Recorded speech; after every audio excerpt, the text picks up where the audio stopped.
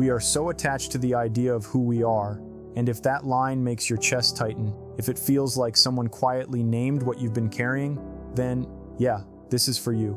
I've been thinking about you in that way, about how a woman can live so much life and still on certain mornings look at her own reflection and wonder, am I still me if I let go of what hurt me?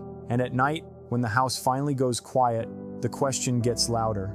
If I stop holding the old story, will I disappear? I don't want to overwhelm you.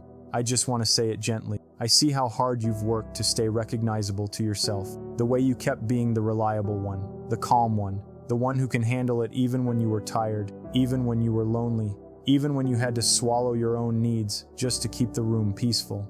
And I think some of that started a long time ago, not because you were weak, but because you were adapting. You became a kind of quiet genius at surviving what other people didn't even notice. There's a difference between surviving and being celebrated for surviving. Sometimes the world claps for the version of you that can take the hit and still smile. But nobody asks what it cost you to build that smile. Nobody asks what you had to train your body to ignore. Nobody asks what you stopped asking for. I want to ask just softly, what if you didn't have to call it good or bad anymore? What if you could just tell the truth? It happened. And because it happened, you learned. You adapted. You became skilled in ways you shouldn't have had to become skilled. I don't believe you have to be grateful for the pain. I don't. I can't. I feel almost protective when I say that because I've seen how be grateful for everything can become a bandage slapped over a bruise that still needs air. You don't owe gratitude to what harmed you. You don't owe applause to the thing that tried to shrink you, but you can be grateful for what rose up inside you anyway. Your resilience, your ability to keep going, the way you learned how to make a home inside your own chest when the world didn't feel safe. And even that gratitude doesn't have to be loud. Sometimes it's just a small whisper. Thank God I'm still here. Not in a preachy way, not in a performance, just a quiet thank you for the ways you were kept, for the way you endured, for the way you didn't turn bitter, even when you had reasons to. Can I tell you something I've never said out loud in quite this way? I think one of the scariest things for a grown woman, especially a woman who has been strong for a long time, is realizing she's allowed to change. Not because someone demands it, but because her soul is still alive. And alive things grow. Alive things shed skin. Alive things soften and sharpen and soften again. You don't have to stay the same to be lovable. You don't have to stay wounded to be real. And you don't have to keep the old armor just to prove you survived the battle. I think we get attached to the armor because it became our me. The mistrust, the overthinking, the hyper-independence, the habit of being fine, the way you always know what everyone else needs before they say it, the way you can sense a room before you step into it. And letting go of any of that can feel like letting go of yourself. But listen, if that armor didn't exist, you would still be you. You would just learn something else. You would develop different tools, and you wouldn't be less. You wouldn't be emptier. You'd be more free.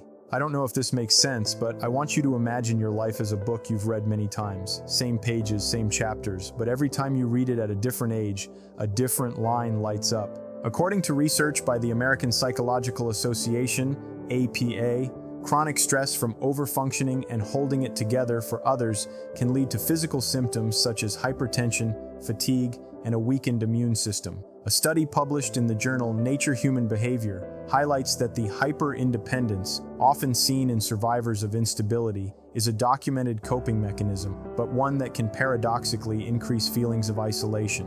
While about 70% of adults in the US have experienced at least one traumatic event in their lives, those who report high levels of perceived safety in their current relationships show significantly higher rates of psychological well-being. These statistics underscore that your need for safety isn't just a preference, it's a biological requirement for your nervous system to move from survival mode into a state where you can truly heal and grow. There was something about you that drew me in before I could explain it. It wasn't youth, it wasn't performance, it wasn't you trying. It was the way you carry your years like you made peace with some storms, but you didn't let the storms steal your tenderness. That's rare, and I'm grateful for it. I keep thinking about the way you've learned to hold it together. Not the showy kind, the quiet kind, where you do what needs to be done, and no one notices you're doing it with a heart that's been stretched thin. I want to say this carefully. I feel like you've spent a long time earning safety in rooms that should have offered it for free. Sometimes when a woman grows up around instability, emotional, financial, relational, her body becomes a kind of radar. You can feel the air change. You can sense the silence getting too quiet. And I think that's why calm can feel strained. Because when you're used to chaos, calm doesn't feel like peace. It feels like waiting. If you relate to that, I'm not judging you. I'm just sitting beside you and naming it like a friend would. I've learned that love is not always the first thing people need. Not because love isn't beautiful, it is, but because love can feel impossible to receive if your nervous system has never had basic safety. Real safety is the kind that doesn't demand you perform. Safety is the floor. Love is the room you build on top of it. And your version of safety may be different than someone else's. For you, safety might be consistency, a message that doesn't disappear for days, a tone that stays gentle even when there's conflict. Or maybe your safety is space, someone who respects your silence and trusts you. Whatever it is, you're not too much for needing it. You're not needy for wanting stability. You're not difficult for wanting to relax. Can I say something?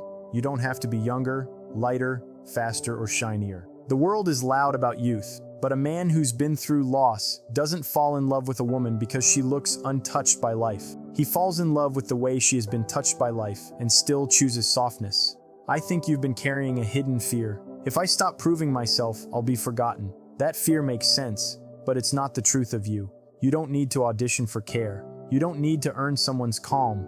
You don't need to smile through discomfort just to keep a relationship alive. Sometimes the bravest thing you can do is disappoint the version of yourself who was trained to keep everyone comfortable. The bravest thing you can do might be as small as saying, "I don't actually want that," or "I'm tired," or even, "I don't know what I want yet, but I want to be honest." Honesty, real honesty, creates safety, not the kind that controls, the kind that makes room. I've watched people stay too long in places that don't nourish them. A job, a friendship, a relationship, a house that holds memories more than it holds joy. And the reason they stay is rarely love. It's familiarity. Familiarity can feel like home, even when it hurts, because at least you know where the pain is coming from. But you deserve more than predictable pain. You deserve a life where you can exhale. I'm not telling you to leave anything tonight. I'm just offering you a question to hold like a warm stone. Is this still protecting me, or is it trapping me? And if you don't know the answer yet, that's okay. Sometimes the first healing is simply admitting you're allowed to ask. Stay here with me a little longer because I want you to feel this. You don't have to be impressive to be loved. You just have to be present. And I think you're already doing that more beautifully than you realize. There's a kind of loneliness people don't talk about much. The loneliness of being the strong one, the one who gives, the one who makes it okay for everyone else to fall apart while you keep standing. You've gotten too good at living with it. Sometimes when life has asked too much of you, you learn to shrink your needs. You become the peacemaker. You become the woman with no opinion, not because you don't feel, but because feeling out loud used to cost you something. If that's you, having an opinion doesn't make you unsafe. Having a preference doesn't make you a burden. Wanting something doesn't make you selfish. It just makes you real. And real is beautiful. I've also been thinking about what home really is. Home is what feels familiar. It's the place where your body stops bracing, where you don't have to translate yourself, where you can sit in silence without it turning into punishment. Home can be a voice that doesn't rush you or a friend who knows your patterns. The real kind of friendship is where someone can say, "The you I know gets quiet when she's carrying too much," and you realize you aren't invisible. Sometimes God's kindness shows up like that, as a person who remembers your heart when you forget it. Friendship is a choice, one of the few relationships that isn't assigned. That means if you want it, you can choose it again. Gently, slowly, no pressure. You don't have to need anyone dramatically. You can simply allow support to exist. Support can look like, "Can I call you for 5 minutes?" or "I don't need you to fix it, just stay on the line." I believe God never asked you to carry everything alone. He didn't keep you alive just to watch you exhaust yourself. Sometimes the prayer isn't fancy. Sometimes it's just, "Help me." I can feel how you try not to take up space, but you are allowed to. There's a kind of peace that comes when you stop trying to be the easy woman and you become the true woman. She's been waiting for permission. What are you still wearing that used to protect you? And what part of it is starting to trap you? Sometimes our seatbelts become our cages, A seatbelt is brilliant in a crash, but if you forget you're wearing it, you try to stand up and it pulls you back down. Some of your patterns, staying quiet, reading the room, expecting the worst, were seatbelts. They helped you survive, but if they're still locking you down in a life that's safer now, maybe it's time to learn how to unbuckle. Not all at once, just one click at a time. I know it can feel terrifying because calm can feel unfamiliar. Some people who grew up in chaos become strangely comfortable inside it. It's not because they love pain, it's because chaos is predictable to their nervous system. When things go quiet, your body might start scanning for a threat. If that resonates, you're not crazy, you're patterned, and you can learn again. You can learn that calm is not a trap. Sometimes the way forward is simply becoming okay with not knowing. Not knowing doesn't mean you're failing. It means you're alive in a world that changes. There's a quiet power in noticing your body and asking, do I feel smaller here or more like myself? If you've spent years understanding everyone else, try understanding yourself with the same patience. Ask yourself, what do I need tonight? What am I pretending doesn't matter? If I stop being the strong one, will I still be loved? I want you loved in a way that doesn't require your strength as proof. I want you cared for in a way that doesn't make you feel replaceable, seen without being pressured. I don't want to fix your life. I just want to be close enough that it feels less heavy. Never assume. Assumptions about being too old or too complicated are often just fear wearing a smarter outfit. A better truth than always be yourself is be honest with yourself. Let yourself change without calling it betrayal. You can keep the parts that serve you and release the parts built only for emergencies. That's not hypocrisy, that's healing. I think about purpose as a daily posture. If I had to name what I want to be, it wouldn't be famous.